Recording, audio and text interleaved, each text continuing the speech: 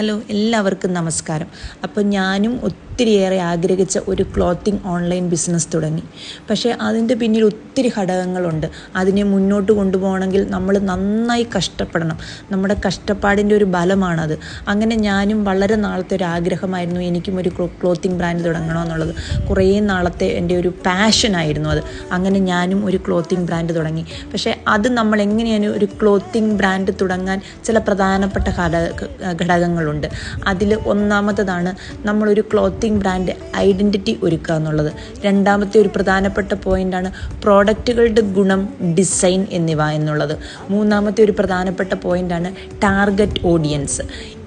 ഈ മൂന്ന് കാര്യങ്ങളും നമ്മൾ നന്നായി തന്നെ മനസ്സിലാക്കി വേണം ഒരു ക്ലോത്തിങ് ബ്രാൻഡ് മുന്നോട്ട് കൊണ്ടുപോകാൻ.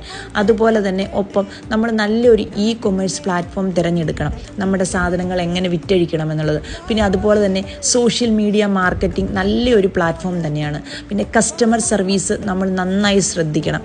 അപ്പം ഇതാണ് ഇന്നത്തെ എൻ്റെ ചെറിയൊരു ടിപ്സ്. ഞാൻ ഇതിലൂടെയൊക്കെ ഒത്തിരി കാര്യങ്ങൾ പഠിച്ചു. ഇനിയും ഒത്തിരി കാര്യങ്ങൾ പഠിക്കാനുണ്ട്. അപ്പം ഞാൻ പഠിച്ചതും ഇനി പഠിക്കേണ്ടതായിട്ടുള്ള കാര്യങ്ങളും ഞാൻ നിങ്ങൾക്ക് പറഞ്ഞുതരാം. നിങ്ങൾക്കറിയാവുന്ന കാര്യങ്ങൾ നിങ്ങൾ എനിക്കും പറഞ്ഞു